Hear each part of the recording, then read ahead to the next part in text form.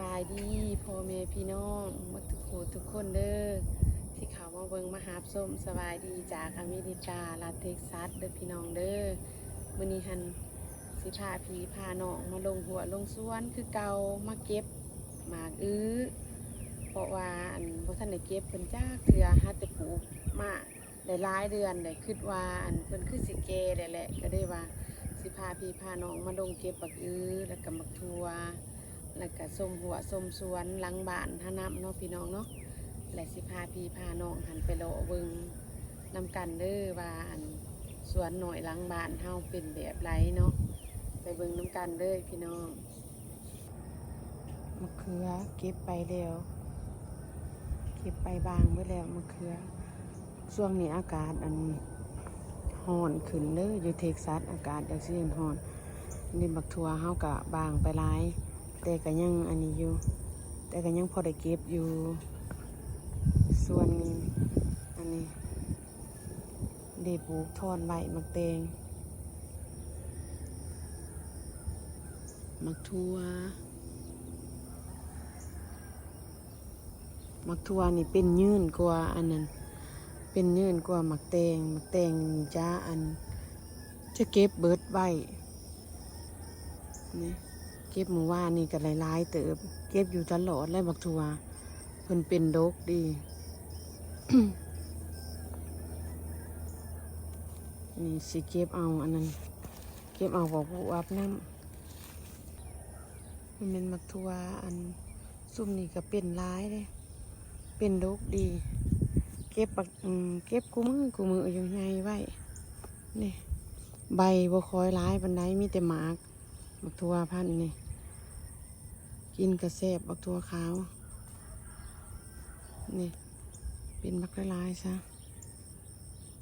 มักแตงที่ปลูกไม้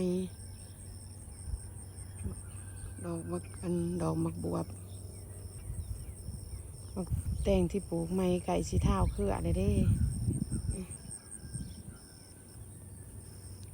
มักทั่วมันสิเก็บเอาเพิ่นพาเลาะเบิ่งสวนน้อยดังบ้านเด็กๆน้อย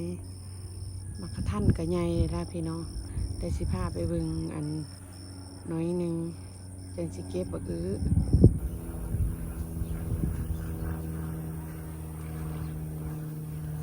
นี่มักกะทันมันอยากแสงแดดอันนี้ใส่บ่เห็นแจงปานใดไก่สิได้กินแล้วนี่ไก่สิสิได้กินมักทันต้นนี้มันสิสม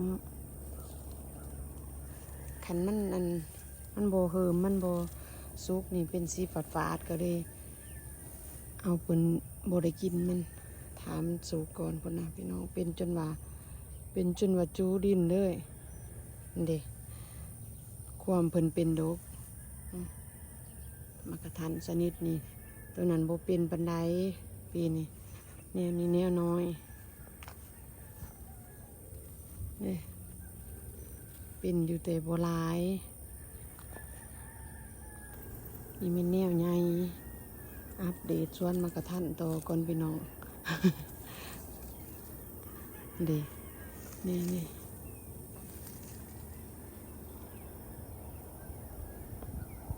ต่อไปใส่แนวโปะมันนี่บักอยู่นี่แหละมันนี่จังสีเก็บเพิ่นเริ่มสุกเลยดีเงยปอมนี่ปอมแซ่บดีนะแซ่บ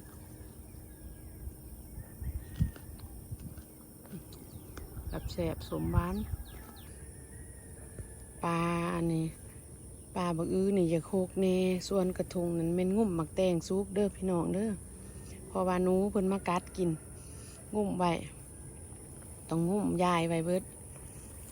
นี่หมักสิกุเพิ่นแล้วก็สิตัดหญ้าแถวนี้เด้อ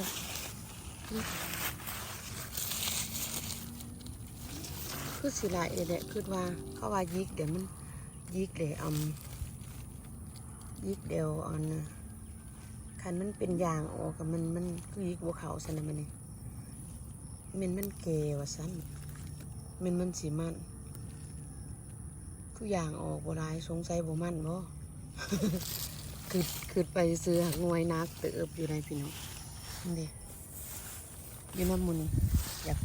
ซิ้วพวกแถวนี้เพราะว่าบ่ได้ตัดหญ้าเพิ่นเอายิบไปคูหน่วยกันนี่จะว่าแนวนั้นพวกเก็บเดี๋ยวพวกดูว่าแนวใดแต่คิดเอาว่าพวกเก็บแถวนี้มันอันมักแตงซุกเวิร์ดแถวนี้เอากระทุงงุ้มไว้แต่เบื้องดังนี่อย่าโคกได้พี่น้องเอ้ยปลูกหมัวไปเวิร์ดนี่ปลูกเดี๋ยวมักแตงซุกยังมาทันซุกจุกขวัญดอนกินเก็บขวัญบ่ดอนบ่ได้เก็บเพิ่นมันบ่แสบปานใดคันมันซุกคาเครือใครนี้หน่วยนี่ยิกไปเบิดทุกหน่วยบาทนี่คิดว่าหลายเด้เนาะพี่น้องเนาะปลูกแต่ดนเด้คือสิเก็บเพิ่นซะบาทเดียวเลยรู้สึกว่าเราโหกไปเบิดนะก็สิว่าไปเบิ่งมักกะทันโตก่อนบัดนี้มักกะทันอยู่เบื้องนั้นคักแสบดีหน่วยสิสวยๆยามนี้บ่เป็นเด้อหน่อไม้บ่มีหน่อไม้ยามนี้มักแตงสุกอยู่นี่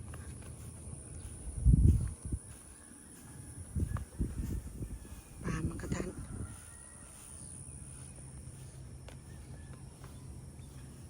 นี่แน่มาทางนี้ดี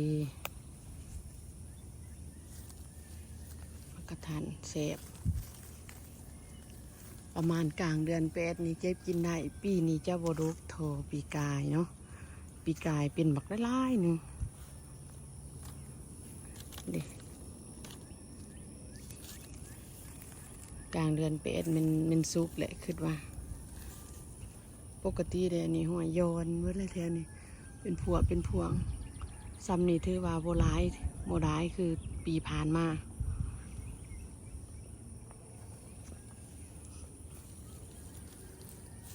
ตัวนี้มันต้นไม้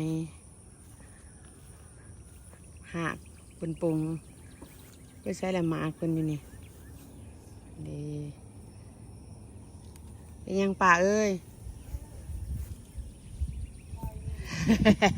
สบายดีป่ะถ่ายวิดีโอรอสวนพักเจ๊ยังคอยได้ยินเสียงปกเปกอยู่เจ๊บอกเคยสมบ่เออมันอากาศร้อนเลยดอกแค่นี่โดยถ่ายวิดีโอรอหัวรอสวนเหมือนเดิมป่ะเอ้ยดอกแค่มาเก็บกินได้นี่เก็บกินกระไดพวกเกสรมันออกใหญ่นี่ดอกแคอเมริกาเป็นแบบนี้นาน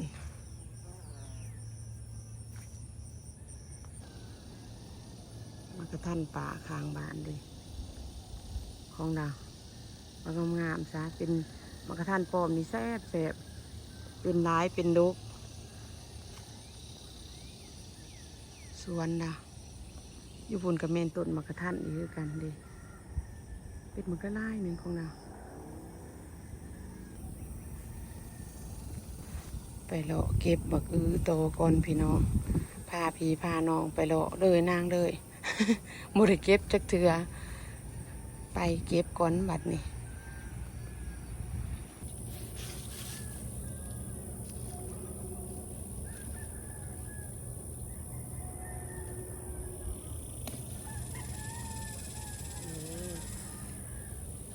นั่นอยู่เนาะ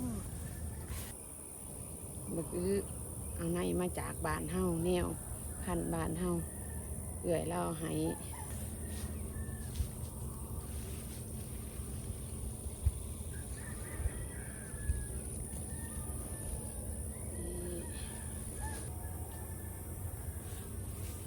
เก็บเอาอยู่ต้นไม้นี้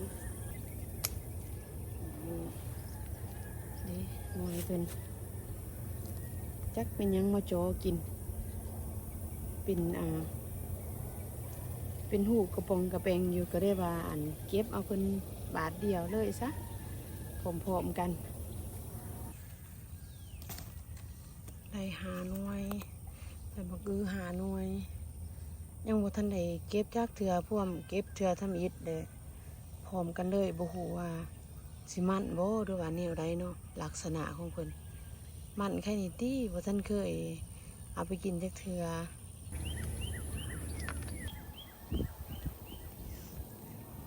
อากาศยังเศร้าอยู่เสียงไก่เสียงนกเสียงหยัง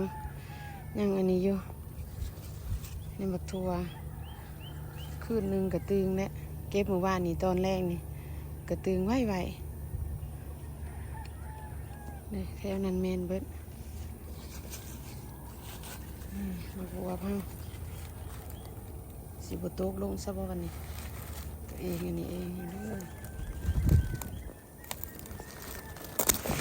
อดี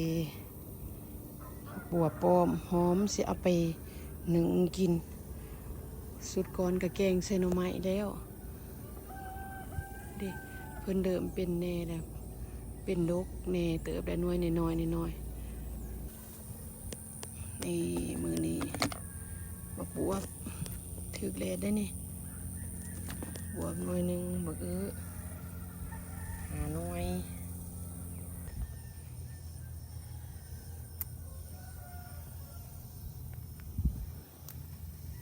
เก็บเอามักถั่วน้ำ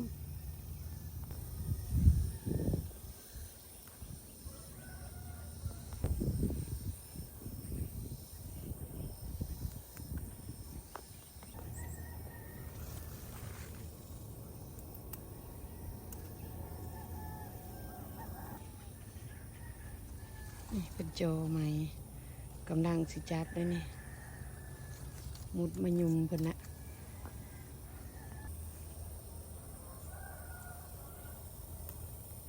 มักทั่วบ่ยาวคือตอนอันนั้นคือตอนหัวปีตอนปลูกใหม่เป็นสีจันเขาเพราะว่าหอนร้ายเด้หากยังโอเคอยู่เสียแต่ว่าบ่ยาวซื่อ